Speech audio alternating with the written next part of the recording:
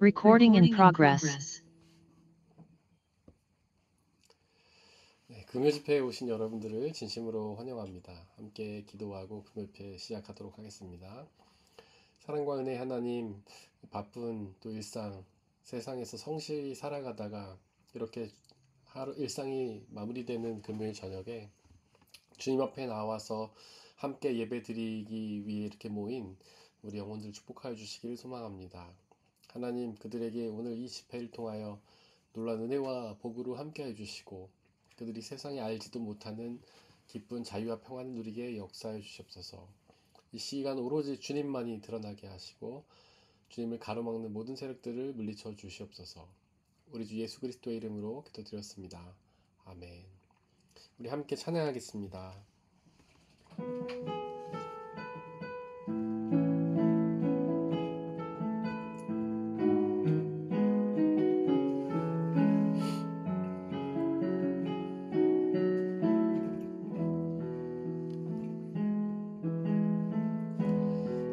따스한 성령님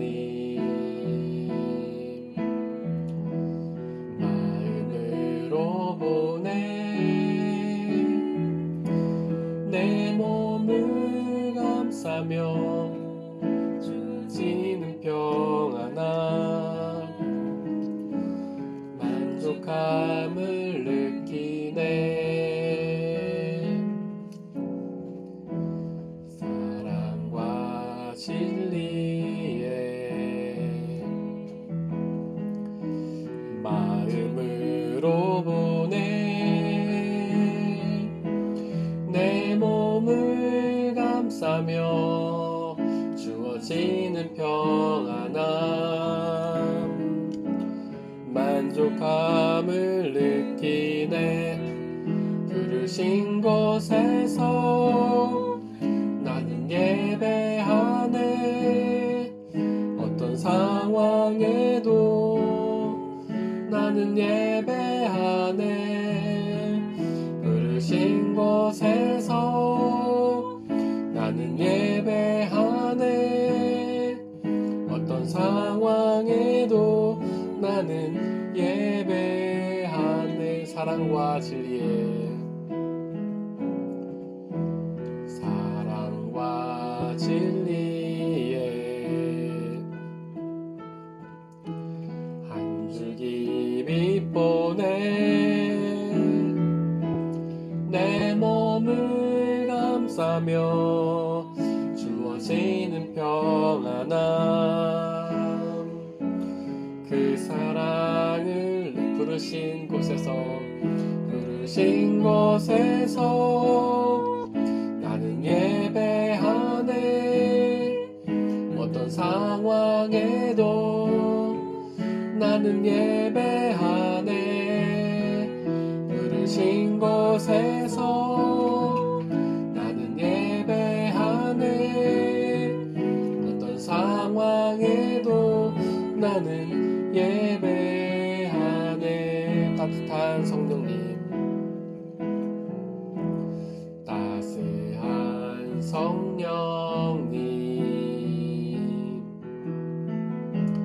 마음으로 보내 내 몸을 감싸며 주어지는 평안함 만족함을 부르신 곳에서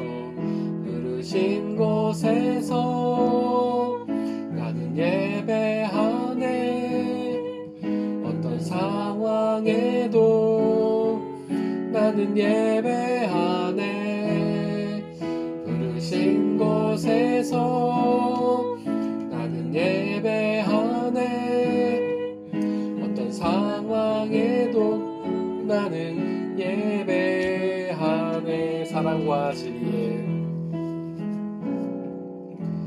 사랑과 진리에 한 줄기 빛 보내 내 몸을 감싸며 주어지는 평안함 그 그 사랑을 느끼네. 부르신 곳에서 나는 예배하네.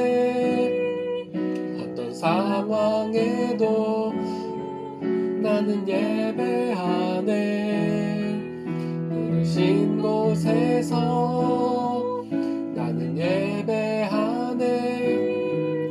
어떤 상황에도 나는 예배하네. 내가 걸어갈 때 길이 되고, 내가 걸어갈 때 길이 되고, 살아갈 때 삶이 되는 그곳에서 예배하네. 내가 걸어갈 때 길이 되고, 살아갈 때 삶이 되는 그곳에서 예배하네. 부르신 곳에서 나는 예배하네. 어떤 상황에도 나는 예배하네. 부르신 곳에서 나는 예배하네.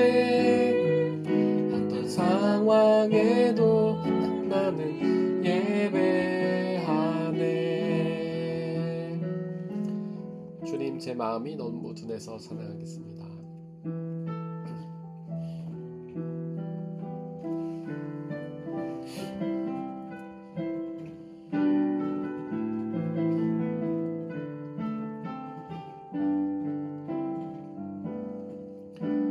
주님, 제 마음이 너무 둔해서 주님을 볼 수 없습니다. 이 땅에 속하여 이 땅만 보다가 주님 손을 놓쳤습니다. 나는 나그네로 왔는데 왜 주저앉게 되었나. 나는 정직이인데 언제부터 내 삶의 주인이 되어버렸나.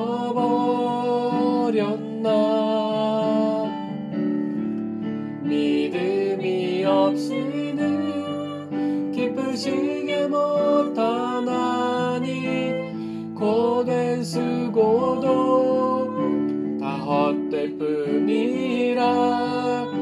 믿음이 없어서 무너진 삶의 모든 자리에 다시 주님을 기다립니다.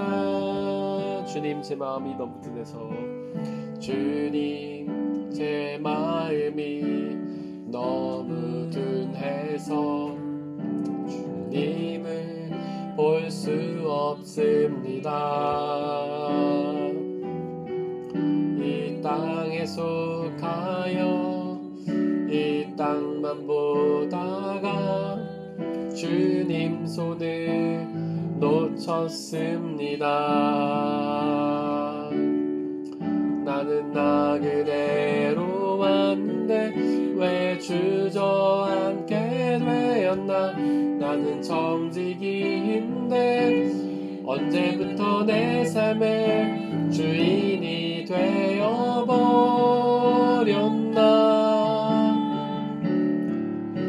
믿음이 없이는 기쁘시게 못하나니 주를 찾는 자 반드시 만나리. 믿음이 없어서 무너진 삶의 모든 자리에 다시 주님을 기다림니.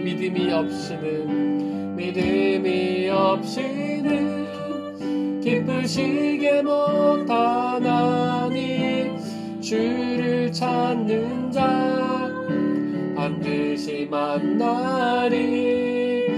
믿음이 없어서 무너진 삶의 모든 자리에 다시 주님을 기다립니다.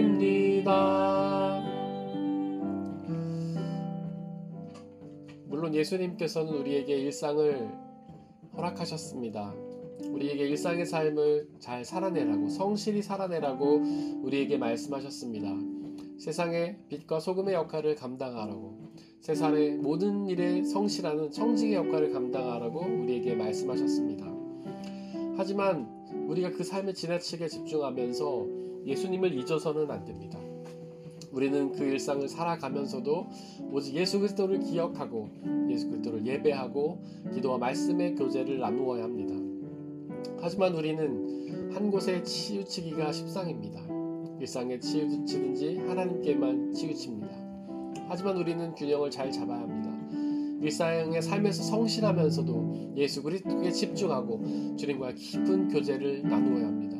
그것이 우리 그리스도인들의 숙명이며 그리스도인들의 고난입니다.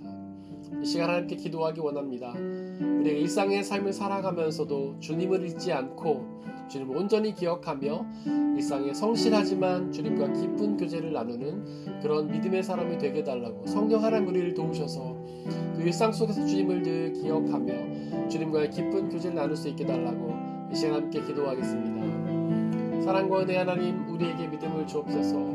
우리가 일상의 삶에 지나치게 치우치면서 예수 그리스도를 잊었습니다.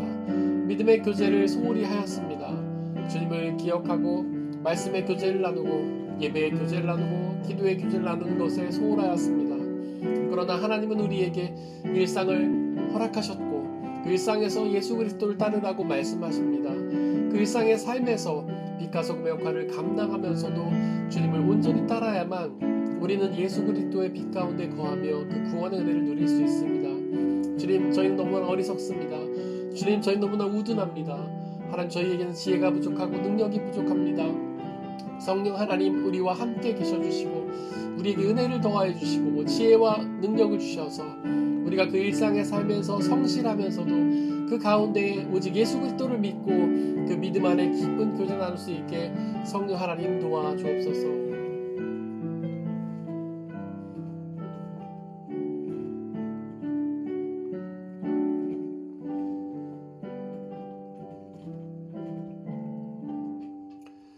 사랑과 은혜 하나님 이 시간 저희가 귀를 기울이고 눈을 주님께로 고정하고 마음을 열어 주님의 말씀을 듣기 원합니다.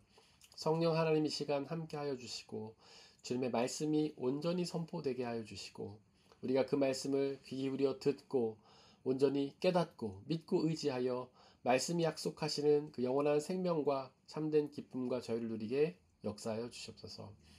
이 시간 말씀을 방해하는 모든 세력들을 물리쳐 주시고 오직 주님의 말씀만이 드러나는 귀한 시간으로 인도하여 주시옵소서. 우리 주 예수님의 이름으로 기도드렸습니다. 아멘. 이 시간 말씀을 나누려고 합니다. 저희가 계속해서 누가복음 1장 13절의 말씀, 요한의 이름, 즉 하나님은 은혜로우시다, 하나님은 자비로우시다, 그 말씀을 가지고 저희가 이야기를 나누고 있습니다. 믿음은 오직 은혜죠. 우리가 뭔가 노력과 성과를 얻어지는 대가가 아니라 하나님께서 우리에게 주시는 은혜의 선물입니다. 그러니까 우리가 그 구원의 은혜를 누리기 위해서 뭔가를 할 필요가 없고 할 수도 없고 해서도 얻을 수도 없고 뭔가를 하려고 할 것이 아니라 우리가 해야 될 가장 중요한 노력은 바로 그 은혜를 구하는 것입니다. 바로 기도를 드리는 것이죠. 기도가 우리에게 참 중요한 것이기 때문에 저희가 몇 주 동안 그 기도에 대해서 이야기를 나누었습니다. 오늘도 좀 기도에 대해서 또 보충을 하려고 합니다. 그 한국에 가면 예수원이라는 곳이 있습니다. 예수원 가보신 분 계신지 모르겠습니다. 예수원은 그 어느 나라 사람인가 서양 사람인데 제가 어느 나라 사람인지 잘 모르겠네요. 한국 이름을 갖고 계신데 대천득이라는 영국 분이신가 봐요. 성공의 신부님, 제가 알기로는 성공의 신부님이 세우신 그런 수도원입니다. 그 성공회는 사실은 이제 굉장히 가톨릭하고 비슷한 모습을 가지고 있지만 이제 개신교죠.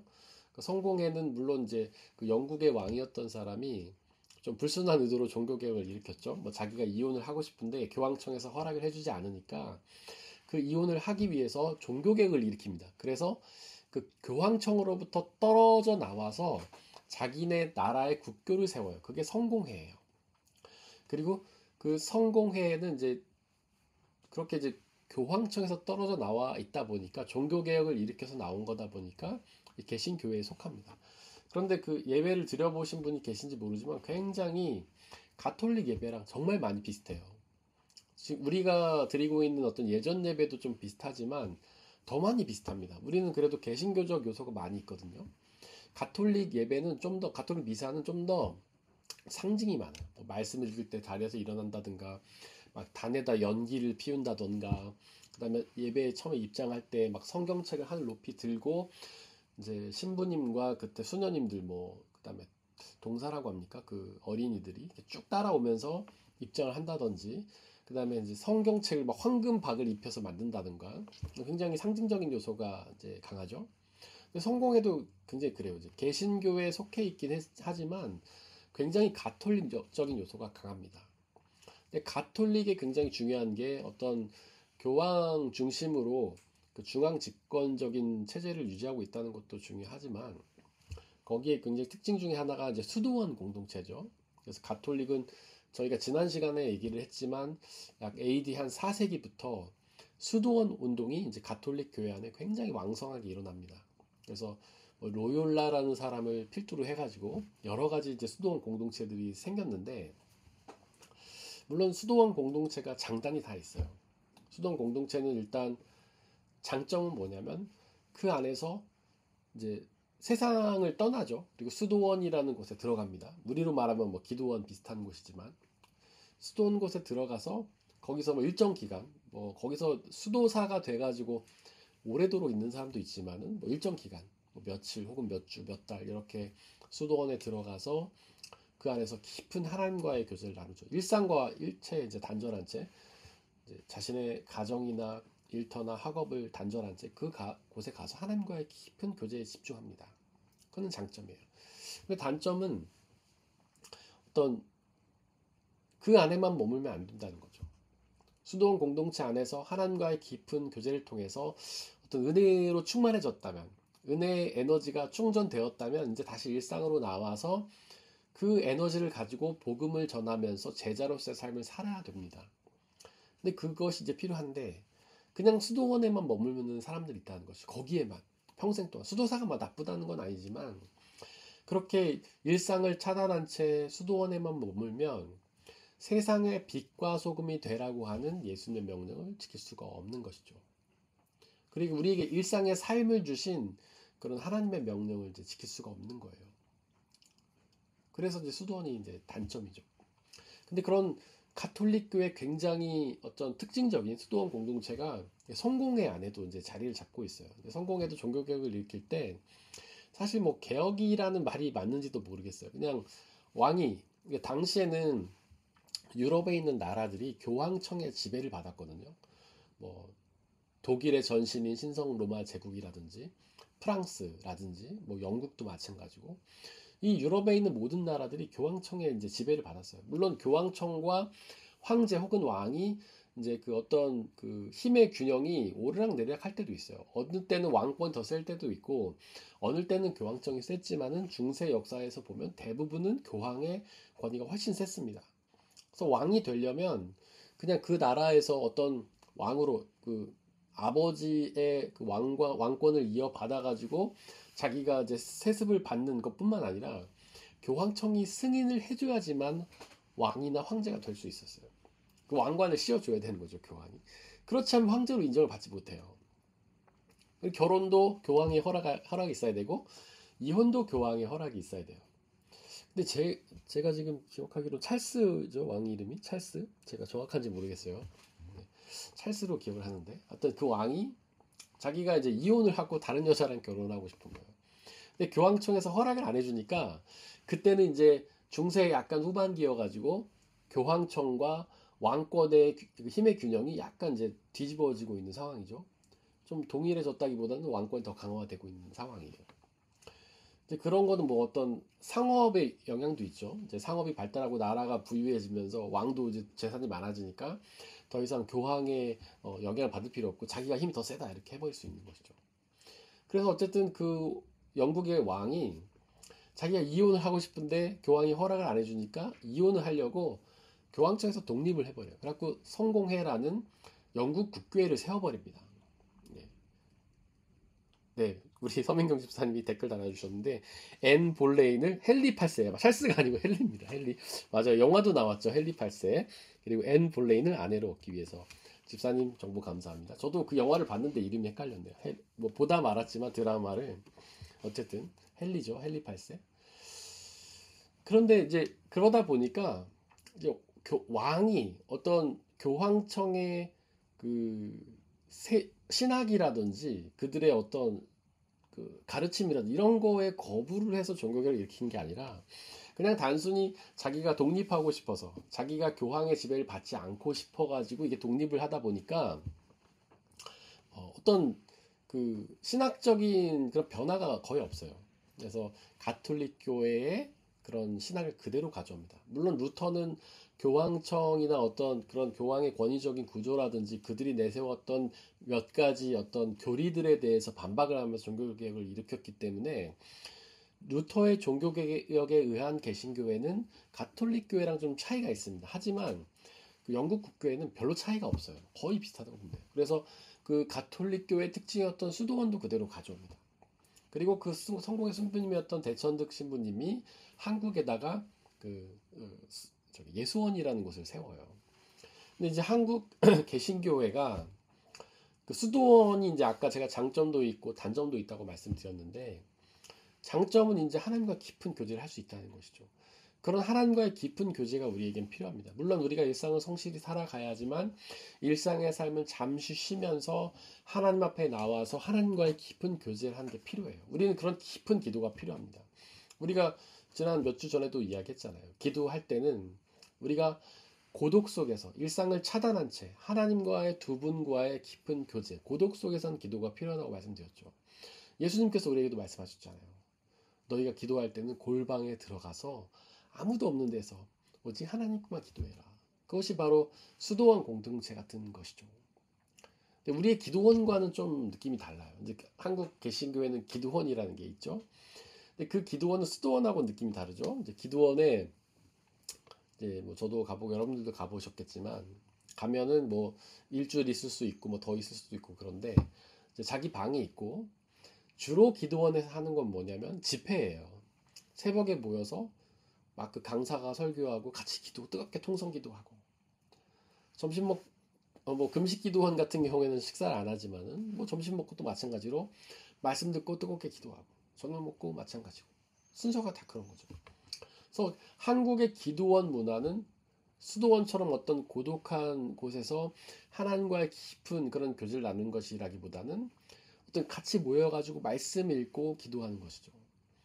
물론 우리가 함께 모여서 기도하고 예배하는 건 중요합니다. 공동체잖아요. 하나님 우리 공동체를 묶으셨죠. 하지만 제가 몇 주 전에 얘기한 것처럼 보네포 목사님이 성도의 교제라는 책에서 그런 말 했지 않습니까? 우리는 하나님 앞에 홀로 서기도 해야 되고 함께 서기도 해야 된다. 하나님 앞에서 우리는 공동체와 함께 서기도 해야 되지만 홀로 설 때도 있어야 되는 거예요. 기도원 공동체처럼 우리가 매일같이 함께 모여서 기도하고 뜨겁게 말씀 듣고 찬양하고 기도 이런 것도 필요하지만 우리가 혼자 하나님 앞에 단독자로 서서 칼바르트가 했나요? 그 말도 좀 헷갈리네요. 단독자로 서는 경험이 필요하다. 하나님 앞에 혼자 서는 경험이 필요하다는 거죠. 수도원 공동체는 바로 그건 거예요. 그래서 이제 한때 한국에는 보통 기도원이 되게 만연한데 저도 뭐 기도 많이 가봤지만 개신교 수도원들이 조금씩 생기기 시작했어요. 관심도 가지기 시작했죠. 우리가 이제 잘 알고 있는 떼제 공동체라든지 그건 이제 프랑스에 있는 개신교 수도원 공동체죠. 그리고 이제 한국에는 그 예수원 같은 데가 있었어요. 한때 굉장히 인기를 끌었습니다. 저도 예수원에 이렇게 가봤지만은 예수원의 입구에 가면은 뭐라고 써 있냐면 노동이 기도요, 기도가 노동이다 이렇게 써 있습니다. 노동이 기도요, 기도가 노동이다.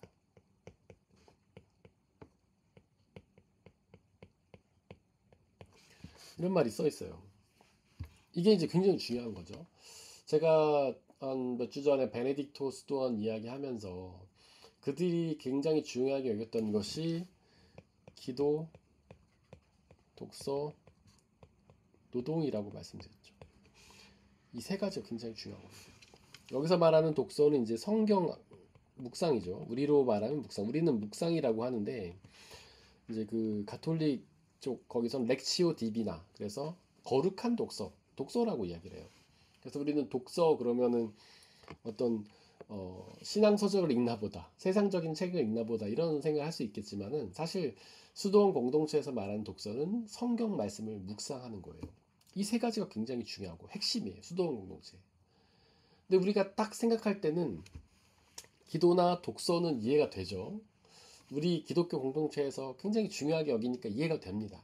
우리 개신교회도 마찬가지죠. 기도하고 성경 읽으라는 얘기 얼마나 많이 합니까?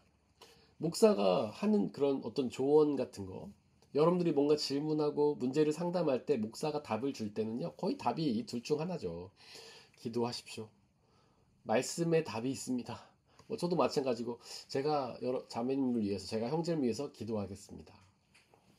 그리고 저도 그런 얘기 늘 하지만 여러분들이 생각하는 그런 인생에 관한 질문의 모든 답은 성경에 있습니다. 여러분들이 궁금해하고 여러분들이 어떤 얻기 원하는 해답은 성경에 다 있다고 제가 그런 말 해주거든요. 그러니까 우리가 굉장히 기도와 성경 독서, 기도와 독서 굉장히 강조합니다. 근데 노동은 좀 뜻밖이죠. 왜 노동이 여기 들어가 있을까? 그리고 심지어 예수원에서는 노동이 기도다, 이퀄이다, 같다. 기도가 노동이다. 뭐 비슷하다도 아니고 같다라고까지 이야기를 하고 있어요. 이렇게 노동이 중요한 것이죠. 노동이 굉장히 중요합니다. 우리가 태초에 하나님께서 아담과 하와를 창조하시고 아담에게 노동을 맡기시죠. 가장 먼저 한 게 노동이에요. 맡기신 게 노동이에요. 신기하죠? 이제 에베소서 말씀에도 나와 있지만 하나님께서는 우리에게 당신을 찬양하게 하기 위해서 창조하셨다. 이런 고백 많이 하잖아요. 우리도 알고 있잖아요. 많은 신앙인들이 질문하지 않습니까? 특별히 초신자들. 우리 왜 만드셨어요, 하나님께서?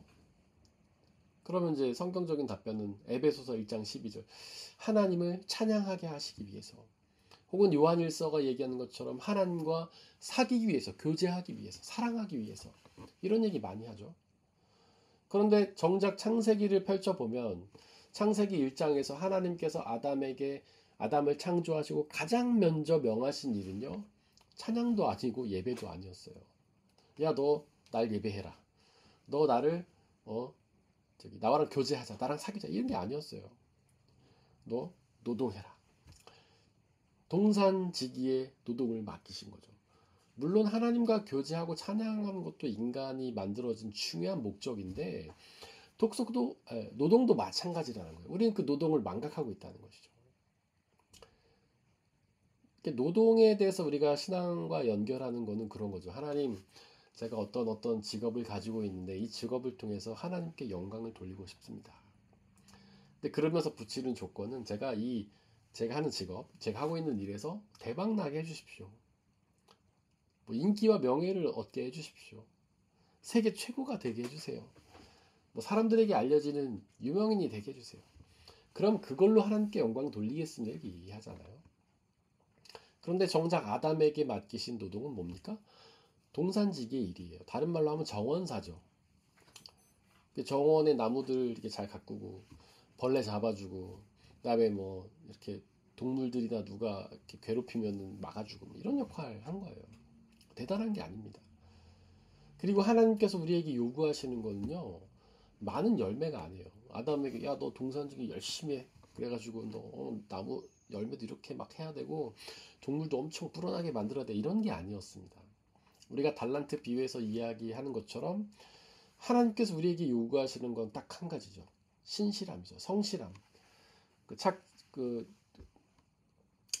개역 개정판에 보면은 하나님께서 그 달란트 받은 종을 칭찬하실 때 잘하였다, 착하고 충성된 종아 이렇게 얘기를 하죠.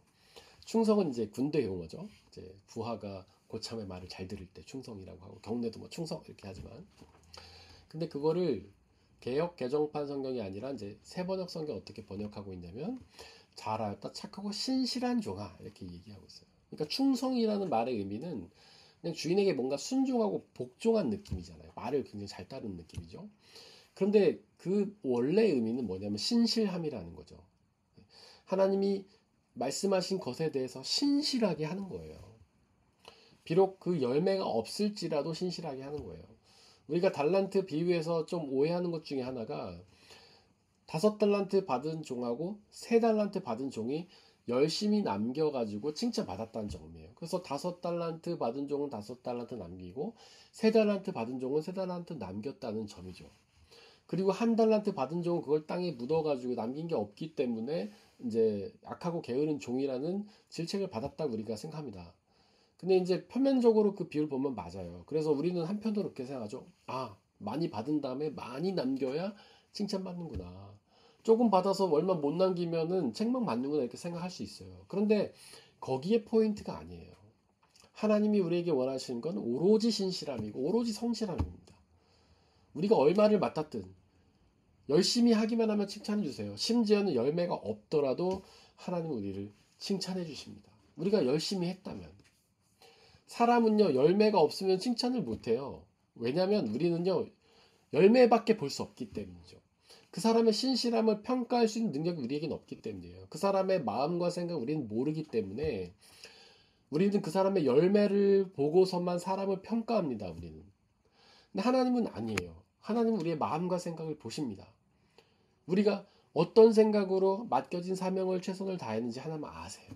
그래서 비록 우리가 열매가 없더라도 하나님 우리를 칭찬해 주세요. 만약에 그 달란트 비유가 내용이 바뀌었어도 하나님은 똑같이 칭찬해 주셨을 거예요. 1달란트 남긴 종이 1달란트 남겼어도 칭찬하셨을 거예요. 1달란트 남긴 종이 하나도 못 남겼어도 열심히 성실히 일했다면 하나님 칭찬하셨을 겁니다. 5달란트 다 맡은 종이 하나도 못 남겼다면 그는 책망 받았을 거예요. 5달란트 받은 종이 하나도 못 남겼어도 성실했다면 그는 칭찬을 받았을 거예요. 다 까먹어도. 그게 하나님이세요. 우리가 그 포도원 그 비유 나눴지 않습니까? 포도원 농부의 비유. 거기 보면 포도원 농부가 자신의 종들에게 하루 일당 1데나리온으로 계약했어요. 근데 하나님께서는 3시간이라는 사람, 5시간이라는 사람, 6시간이라 모두가 다 똑같이 1데나리온 주시잖아요. 성실히 했다면 하나님은 똑같은 상을 다 베푸시는 것이에요. 노동은 그럴 것이 중요한 겁니다. 근데 이 노동이라는 것, 그래서 여러분들에게 맡겨진 노동, 그래서 그 제가 그런 얘기 한번 드렸었죠. 그 프로테스탄트와 자본주의 정신이라는 책에서 막스 베버가 기독교 국가들이 다 잘 산다. 그 이유는 청지기 정신 때문이다. 노동을 하나님이 맡기신 신성한 사명이라고 여기니까 어떤 노동을 하든지 열심히 했기 때문에 우리는 노동의 가치를 따지죠. 어떤 노동은 고급스러운 가치가 있고 어떤 노동은 저급한 거예요. 어떤 노동은요 조금만 일해도 엄청나게 많은 돈을 받아요. 어떤 노동은 하루 종일 뼈 빠지게 일해도 조금밖에 받지 못해요. 우리는 노동의 가치를 매겨요. 화장실 청소는 별로 좋지 않은 직업이고 뭐 정치가나 대통령 이런 사람들은 대단한 직업이라고 생각해서 노동의 그런 가치를 따로 매기죠. 그런데 하나님께는 그렇지가 않다는 거예요. 하나님께서는 모든 노동을 다 거룩한 걸로 보세요. 하나님은 당신의 첫 번째 아들 장남이잖아요. 물론 장남이 예수님이지만 하나님께서 첫 번째 창조하신 사람에게 동산지기를 맡기시잖아요. 좀 더 좋은 일도 있었을 텐데 동산지기 일을 맡기세요. 물론 정원사를 제가 폄하하는 건 아니지만은 그래도 더 훌륭한 직업 맞아요. 왕도 있고 뭐 있잖아요. 그냥 평범한 직업이잖아요. 하나님께서는 따지지 않으신 거예요. 직업의 귀천을 따지지 않으신다는 거예요. 여러분들이 지금 무엇을 하든 거기서 신실하기만 하다면 하나님은 그것을 칭찬해 주십니다. 아마 젊었을 때는 더 대단한 일을 생각했을지도 몰라요. 나는 이렇게 하나님께 영광 돌리고 싶어요. 근데 지금 모습은 자기 기대에 못 미칠지도 몰라요. 아, 정말 나는 왜 이거밖에 안 되지? 하지만 하나님께는 그게 관심사가 아니에요. 그냥 내가 내 자존심에 그게 마음이 아픈 거지 하나님은 상관이 없으십니다. 여러분들이 어떤 일을 하든 하나님을 사랑하는 마음으로 성실하게 한다면 어떤 노동이든 하나님 그것을 기쁘게 여기신다는 것이죠. 예수원의 문구, 이런 노동이 바로 우리의 기도라는 겁니다. 기도가 바로 노동이라는 거예요. 노동이 기도라는 것은 우리가 일상 속에서 우리에게 맡겨진 노동을 할 때 신실한 마음으로 기도하는 마음으로 하라는 것이죠. 그냥 단순히 돈 벌기 위해서 하면요 우리 인생이 참 불쌍하죠. 그 인생이 뭐랄까 뭔가 노동에 대한 가치를 얻어도 순간 기쁘긴 한데 불평이 많이 생깁니다. 내가 이것밖에 안 되나? 내가 한 노동이 이거밖에 안 돼? 더 받아야 되는데 욕심도 생기기도 하고요. 교만함도 생기죠. 내가 대단한 존재인데 막 이거밖에 못 받아. 그런데 여러분들 노동과 어떤 그 급여는 우리는 분리해서 생각해야 돼요. 물론 자본주의 논리에 우리가 굉장히 익숙해 있기 때문에 우리가 받는 어떤 월급을 굉장히 노동의 대가로 생각하기 쉽죠. 그렇지만 신앙인들은 그래서는 안 된다는 거죠. 노동은 하나님 맡기신 거룩한 사명이에요. 뭘 하든 열심히 해야 됩니다.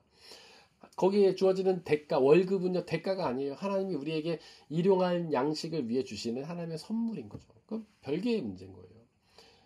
그렇기 때문에 우리가 하고 있는 노동에 대해서 기쁜 마음으로 하고 하나님께 주시는 만큼 감사한 마음으로 쓰면 되는 것이죠. 그리고 반대로 기도가 노동이라는 말은요. 기도는 노동이에요, 사실은요. 기도는 쉽지 않습니다. 제가 아까도 말했지만 우리 신앙인들이 가장 중요하게 여기는 것 두 가지가 기도와 말씀이라고 했잖아요.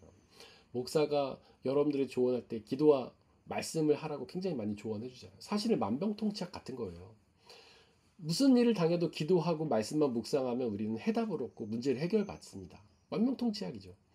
기도하고 말씀만 있으면 돼요. 우리 모두가 다 합니다. 모르는 사람 없어요. 근데 잘 안 하죠. 기도나 말씀 묵상을 잘 안 해요. 기도나 말씀 묵상은요, 최대한 미뤄뒀다가 나중에 하거나, 하고 싶은 거 다 하고, 해야 될 일 다 하고, 나중에 하거나, 아니면 정말 어렵고 힘든 일을 만났을 때는 정말 어쩔 수 없이, 그때는 간절함이 좀 생기죠. 하나님께 매달리죠. 기도하고 말씀하면서 뜨겁게. 예.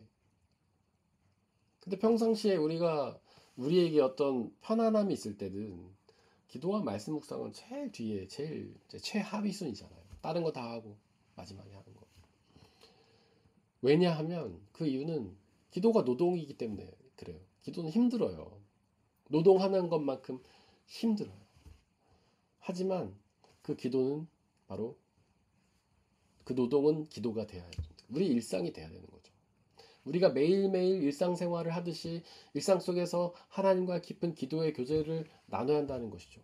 우리가 하루에 3끼 밥을 먹듯이 하나님과 기도의 교제를 나눠야 된다는 거예요. 우리가 그런 얘기 하지 않습니까? 기도는 영적인 호흡이다.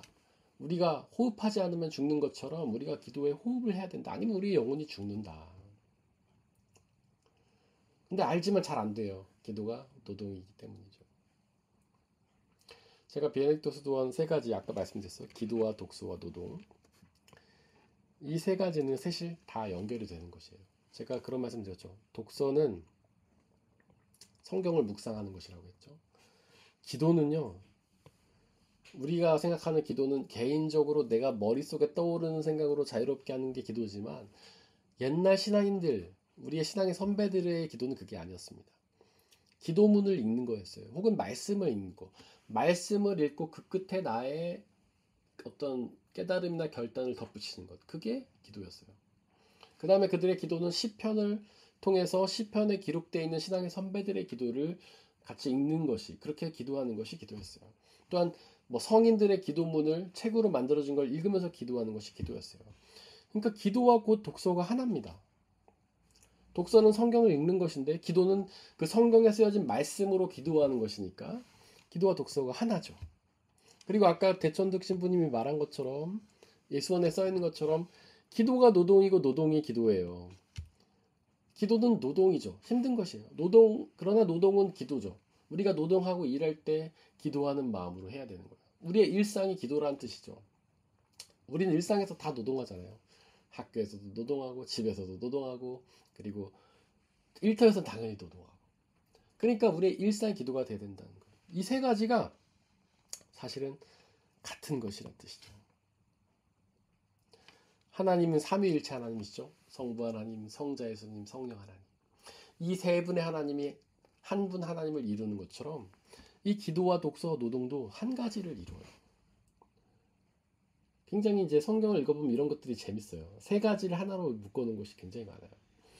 그래서 앞으로 여러분들은 이 베네딕토 수도원의 3대 강령, 이거는 근데 그 수도원뿐만 아니라 역사적으로 많은 수도원들이 되게 중요하게 여겼던 거예요. 그리고 물론 아까 대천득 신부님의 예수원은 노동이 기도요, 기도가 노동이다라고만 써 있긴 하지만 그 안에서 하는 것들은 다 기도와 독서와 노동이었어요. 저도 거기서 한 3일 정도 있을 때 이 세 가지 했어요. 아침에 일어나면 같이 기도하고 말씀 묵상하면서 기도하고 그리고 노동을 했습니다. 저는 뭐 했냐면 생닭을 바르는 걸 했어요. 거기서 처음 해봤어요. 거기는 모두가 다 노동을 해요. 서로 각자에게 주어진 노동을 합니다. 그것이 하나이기 때문에 그래요. 그래서 이것은 우리의 삶 속에서 하나가 돼야 합니다.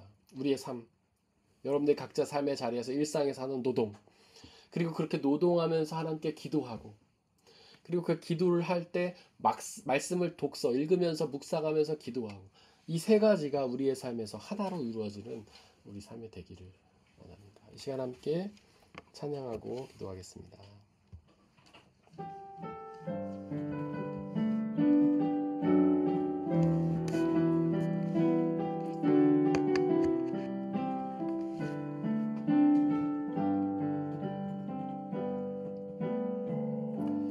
나의 기도하는 것보다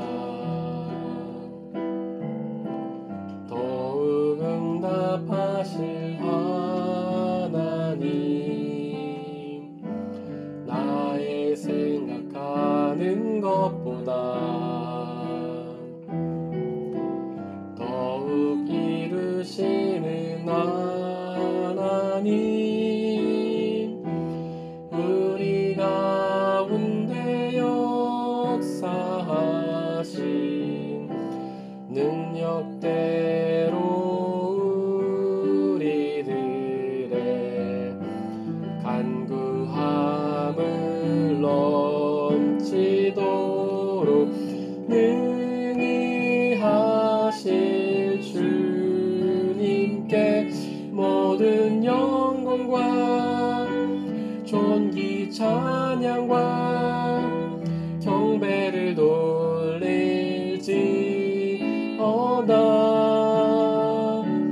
모든 영광과 존귀 찬양과 경배를 돌릴지. 모든 영광과 존귀 찬양과 경배를 돌릴지어다. 모든 영광과 존귀 찬양과 경배를 돌릴지어다.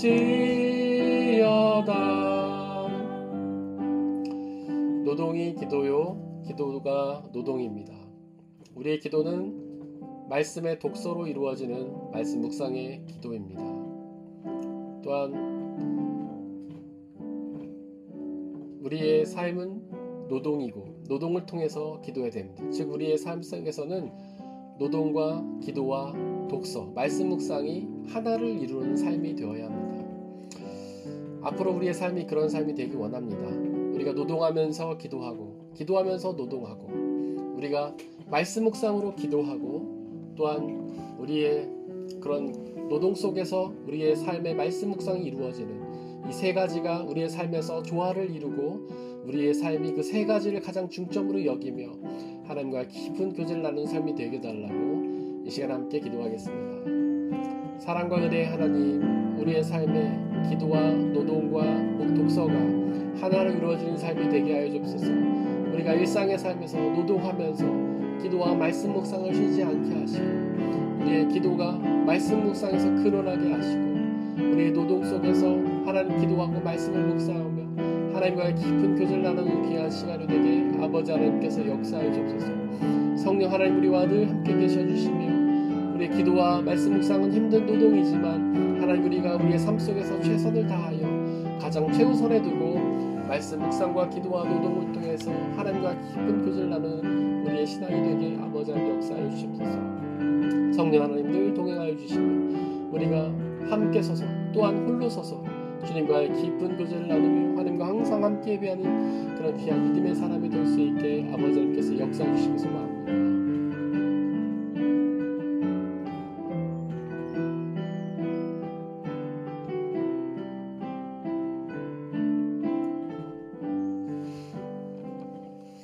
사랑과 은혜 하나님, 이 시간을 통하여 기도와 독서와 노동이 한 가지로 중요한 것임을 우리가 배웠습니다.